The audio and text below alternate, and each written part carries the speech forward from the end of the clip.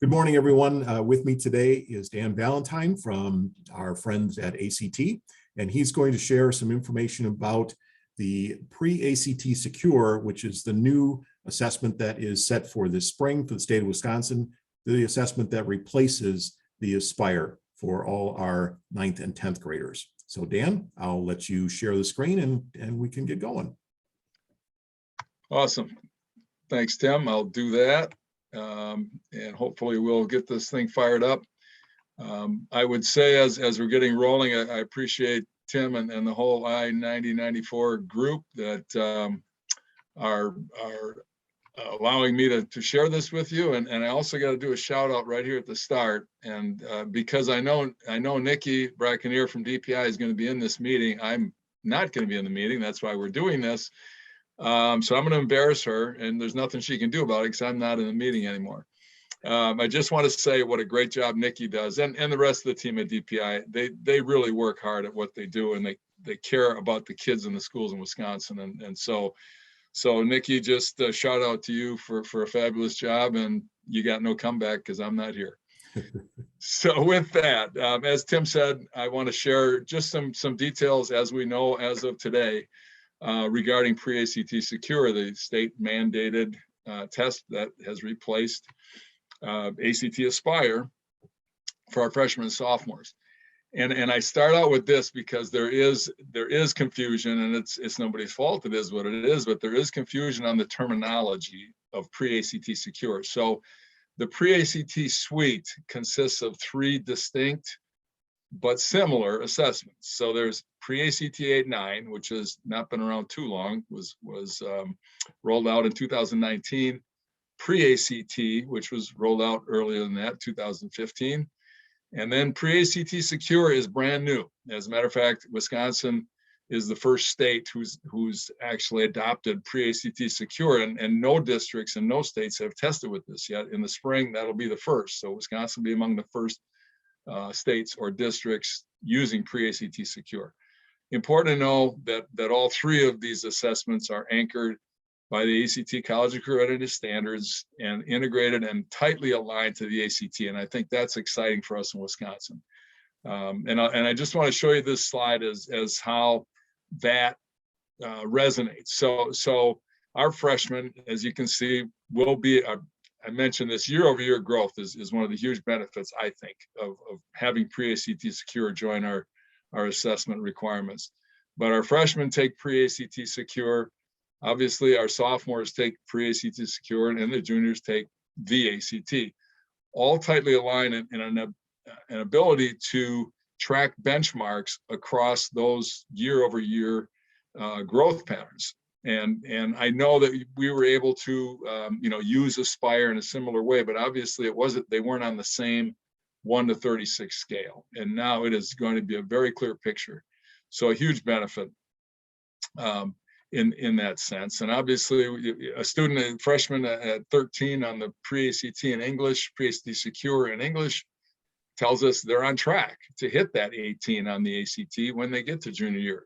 And a sophomore in English at 15 or better is on track to hit that 18. So excellent information. So let me narrow down and talk about PreACT Secure specifically. And I know that there are probably people watching this who are very familiar with PreACT or PreACT 8-9.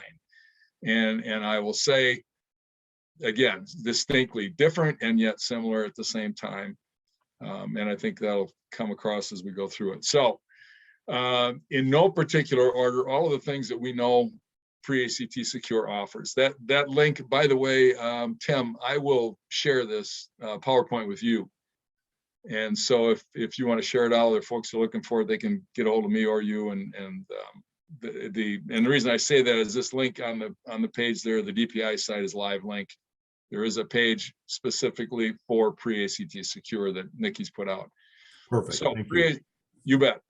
PreACT Secure online test. The only paper pencil would be for some select accommodations, Braille being probably the one.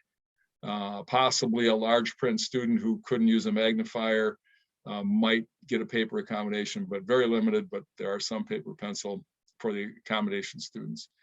155 minutes of testing, 2 hours and 35 minutes. tested in one single setting, and that's a change from ACT Aspire. But obviously, Aspire being so much longer of an assessment, 285 minutes, this single setting test is pretty doable. The administrative platform is Pearson Access Next, just like it was for Aspire and is for ACT. And that'll open up in January, pretty much on the same timeline as in the past with Aspire. And also the student experience will be the same, taking the test on the TestNav platform.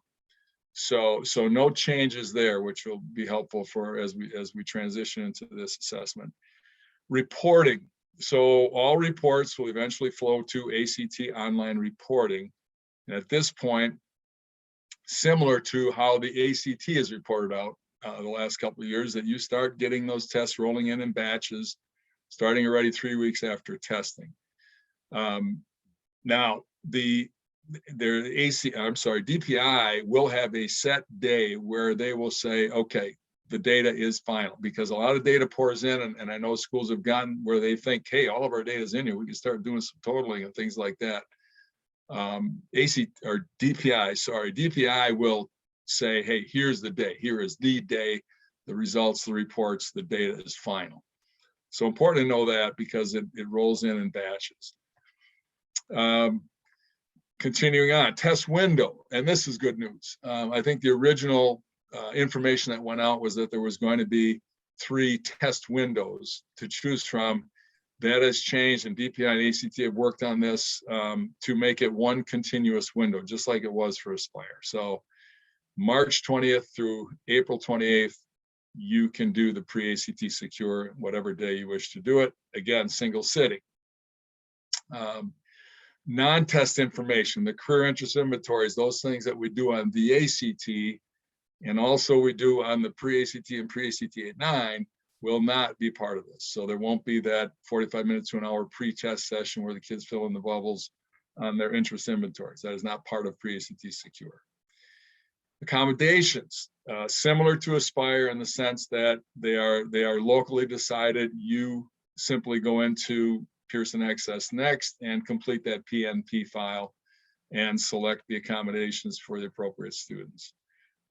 Students who would receive the multiple day accommodation, then they may use that full test window. So they could start taking a test on March 20th and take their last test on April 28th. So that's part of that accommodation piece. And again, it'll open up January, February. We haven't got a set time on that yet, but that accommodation window will open up similar to when the Pearson Access Next portal opens up for all the tasks. The one document, not very many of our documents are ready to go yet. But the one document that is finalized is the accessibility guide. That is available. That link, again, takes you right directly there, but it's on the DPI site. So that accessibility accommodations guide is available. Tim, anything so far that I talked about that you want to jump in on? Well, I was just going to say, and when we're talking about the release of data, this is probably a question for Nikki, who hopefully can answer this. Since they roll out continuously throughout this window, 3 weeks after a district is done, will the results be embargoed until we get the word from DPI that yes, it's all good to go? So again, not for you, Dan, but for Nikki. We can't share our information publicly until we get the green light. And I know that there won't be any date for that yet, but something to think about. So correct. That's what I got. Yep. No, and a good point. And I would tell you, we got I think the Aspire results this past year came out right at the end of June, where they were officially in your hands. It's going to be much earlier than that. I mean, we aren't promising a date, but I would be shocked if we don't start having, great reports, the full reports available by May, early May. That would be great. Thanks. Yeah. Yep. A couple other things that popped up, and some of these were from questions that folks on here had sent in, and those were great questions. Practice items. There are no specific pre-ACT Secure practice items, but any ACT, or for those people who are doing pre-ACT out there, you know, people who know that keep the test booklets on pre-ACT. So you've got a full test of practice items if you've done the pre-ACT this year or in the past. But any ACT practice items out there, which that link on this slide again takes you to DPI's site with practice items for the ACT. But any ACT, you're not wasting time doing ACT practice items as a prep for pre-ACT Secure. All of the pre-ACT Secure items are retired ACT items. Now, they're not depth of knowledge 4 ACT items, but they certainly are depth of knowledge 3 or depth of knowledge 2 ACT type items. So the formatting of the pre-ACT Secure items is very much the same as ACT. So any practice done with ACT items, valuable. And then to that end, and I think many of you probably know it, but the TestNav app, if you have the TestNav app on your computer, you can go in the TestNav app and pull up a free ACT practice test. Give the kids a chance to get used to TestNav and see some ACT items. And I think you'd know that on the My ACT, there's also a free online test and all practice type things on there. Test blueprint documents are under construction yet. You know, along with the administration manuals, et cetera, they're rolling. Again, this is brand new, so we're flying the plane a little bit as we're building it, but they're coming. Training schedule will be released soon. Obviously, the trainings themselves won't start till after the holidays. So those first, kind of similar to the schedule you guys remember in the past for those office hours kinds of things. But that schedule will come out fairly soon. The schedule of events, the timeline, official timeline, is scheduled to be released to you no later than December 9th, possibly even before that. The good news is, you know, the test window, you can start planning for your test day already. Test tickets, that question came up. There's not a separate test ticket for each subject item. There's just a single test ticket. For those of you who do ACT online, you know that process. So that's nice. Number of tickets per page, I'm going to assume because it's Pearson Access Next, it would be the same as it's been for Aspire as far as printing out those tickets. I put an asterisk there because I can't guarantee that, but I'm pretty sure that that'll be the case. Just a quick test times, right? So this slide has got each of the subject areas. English is a 35-minute test, 48 items, 3 passages. Math is a 45-minute test, 36 items. Reading has 3 passages, 40-minute test, 33 items. And science has 5 parts, they're called. Each of those are usually one graph section kind of thing. But 5 parts, 35-minute test, 36 items. So for those of you that are familiar with pre-ACT, this is a little longer. Pre-ACT is only 2 hours and 10 minutes of testing. A few more items on Secure. Again, very similar tests, similar items, level of rigor, of expectations, whatever you want to call it, same. Just a couple other notes. Test security, and I mentioned this as well because, again, there's a lot of people out there in the state. We've shipped 28,000 of these pre-ACT tests already this fall, so it's pretty popular. But pre-ACT and pre-ACT 9 allows you to keep the test booklets. You look at all the items. I mentioned those as practice possibilities out there in the world. That is not the case with pre-ACT Secure. Pre-ACT Secure is a lockdown, standardized, secure test. So you do not get to keep the test items or see the test items after testing. So that's one big difference between those other 2 tests. And also, as far as My ACT, the pre-ACT Secure scores will not filter over to My ACT. Honestly, don't know if that's on the roadmap or if that's something that's just not going to happen. At this point, I've not heard a thing about it either way, but not in My ACT. Just a quick picture of, this is a mock-up, so not a promise, but it's where we stand now. But the bullets tell you what will be on the individual student report. So they'll obviously get their score. They'll get a predicted ACT score, which is fabulous for setting goals. Used it all the time when I was at Little Chute with PreACT, but it's a great tool. I know we had it for Aspire, but again, the connection between Aspire wasn't so distinct. Or for PreACT Secure to ACT, it is going to be a solid metric. You get where they're at in terms of benchmarks. You get a US rank, kind of a nice to know score. I had a question on this. I have to say, how are you going to get a US rank when nobody's taken this test before? But my theory is it'll be a US rank in terms of PreACT, since we're talking about a very similar test. But that's interesting one. And then some ideas for progress will be on there. And then the last bullet mentions, again, the item analysis that won't be available. But a little blow up of that front page just to give it a better picture. So you get the scores, and I highlighted this because a reminder that 19 for this student is not an ACT score. It's not a 19 on the ACT, it's a 19 on PreACT or PreACT Secure. Important to know that. But then we get that predicted ACT score range. And then obviously I mentioned the US rank. And then on the bottom, it's hard to see, but you do get a breakdown, not just a math score of 19, but then percentage correct in each of the ACT reporting categories. So some really solid reporting, usable stuff, obviously.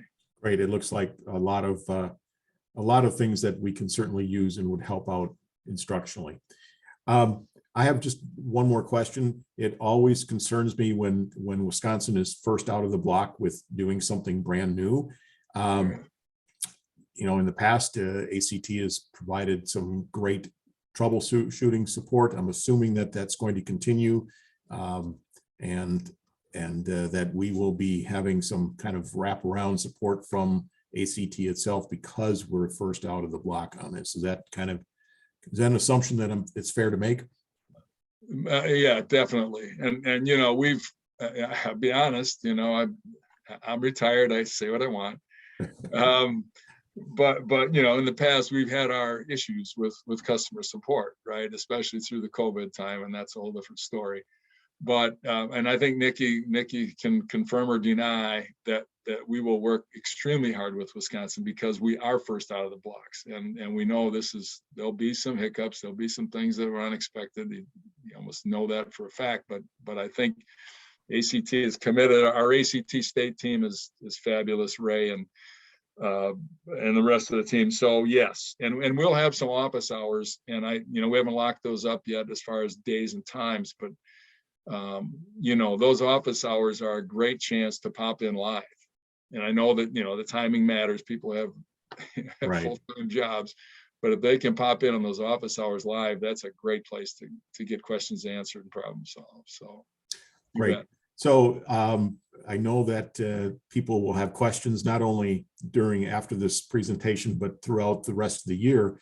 I will have the team at CISA at Lene and Tim share your email address with everyone if they don't already have it, so that they know how to connect with you as well.